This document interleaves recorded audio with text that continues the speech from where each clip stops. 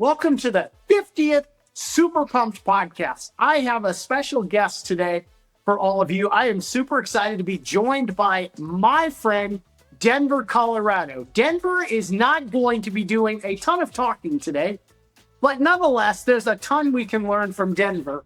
Part of why I wanted to talk to Denver today was because 2 weeks ago, Denver decided he was going to find a new family, run away from home, and set off to find his super pumped life. And so he squirted out the door and managed to be on the lam for about a half day till a neighbor found him, corralled him, took him to a vet hospital. They scanned his chip and they said, he belongs with us. And so then when I got to the animal hospital, he looked super sad. Dogs normally look thrilled to be reunited with their owners. Well, this guy looked very unhappy. He was not happy about our reunion at all, because in Denver's mind, he always wants that better life. And I applaud him for that. I think all of us want our super pumped life. Now, to give you a little context, both in the far history and as well as the close history, Denver grew up a abused street dog. And so he's got a limp on his back right leg that he will carry the rest of his life.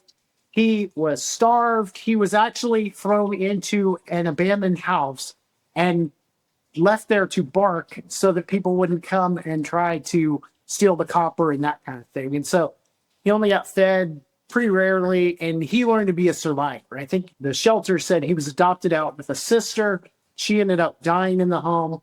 He managed to escape. This guy is Houdini 101. And so he escaped from that bad situation, and then they actually put him back in there, and then he escaped again. And he came into our lives back in 2014.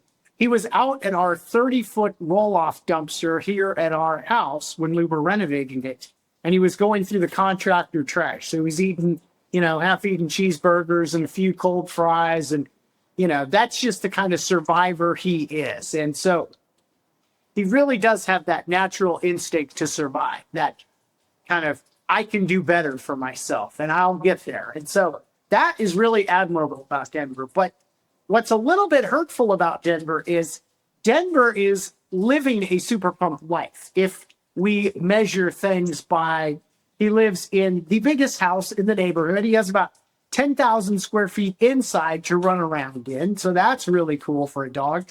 And beyond that, he has a half-acre yard that he can run around in, play.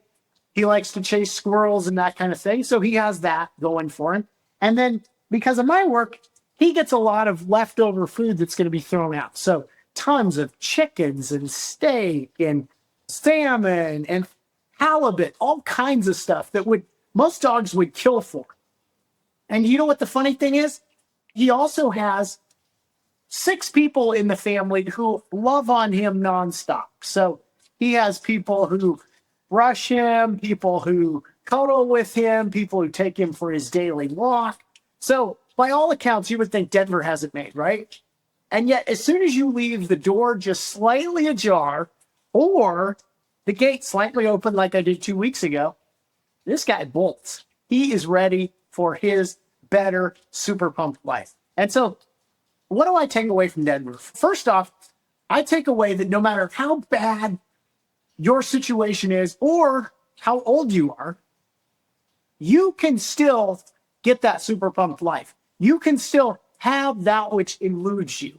And so Denver is living proof that even if things started out poorly for you, you can land on your feet if you just keep striving.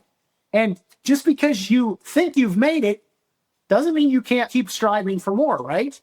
There's always something more. This guy, there might be an even better steak out there, or family who takes him for 4 walks a day instead of 1 or 2 like we do. Or maybe there's a 100,000 square foot house that he could be the primary resident of. And so that's the first thing. The second thing is trauma travels. What I mean by that is this guy was scarred early in life. And there was a recent study I read. It was about 4,500 abused dogs. And I know we don't want to talk about that, but this guy, he still carries the trauma of his early childhood. And I don't know if you can see, but we've got another friend here, a shepherd. She in the frame a little bit. Anyway, his trauma, even though early in life he had bad things and then things turned around, he still carries that with him, those scars. And So he can't seem to let those go. I can remember my grandparents who lived through the Great Depression. They, even though later in life they were quite comfortable, they still had a scarcity mindset. They still thought of what they were doing with having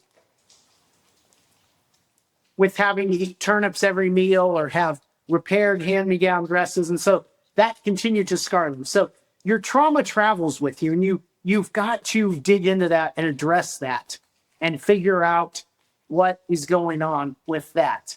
We want to talk about trauma travels. And then the third thing is, and this is a really important thing with Denver, is that when something feels not right in our life and we seek out something better, that can be hurtful to those who love us most. So when Denver took off again from our house, do you know who feels bad? I feel bad.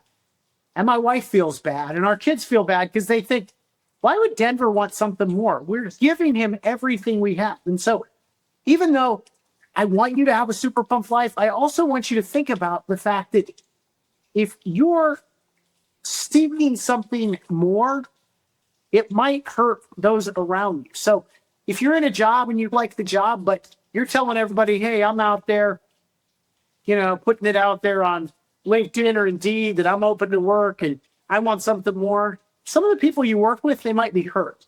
Or in your relationship. Sometimes, if you're a little bit unhappy because of your circumstance in life, the people who love you most might think there's something deficient with them. Now, we know that isn't the case because there's various realms of our life. So you could be unhappy with your job, but that doesn't mean you're unhappy in your marriage or your relationship. So that's one of the things we've got to think about is what are the ripple effects when we're striving for that super pumped life of those who've loved and cared for you the whole way. And so I think at Super Pumped, we are seeking that super pumped life, but we don't want to leave behind, like Denver was trying to do, those who had loved and cared for us the whole way along. If anything, in the super pumped life, not only do we want more for ourselves, but we want more for our whole group, whether that's our whole business organization, whether that's our whole family, whether that's our friend group.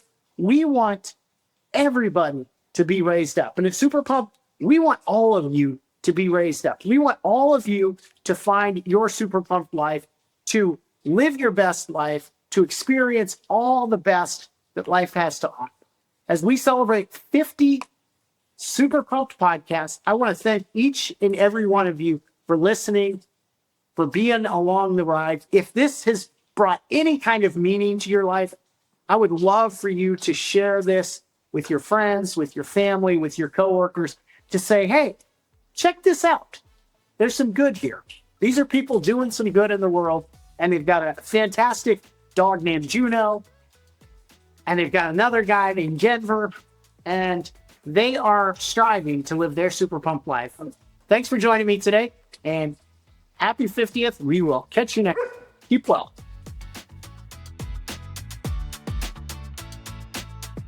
Thanks for joining me today on the Super Pumped Life podcast. If you enjoyed today's show, I have 2 really quick next steps for you. First, subscribe or follow us on Apple Podcasts, Spotify, or YouTube so you don't miss future shows. And second, jump on over to superpump.com where there are all kinds of great tips and tools for you to launch your super pumped life. Keep well, and I'll see you next time.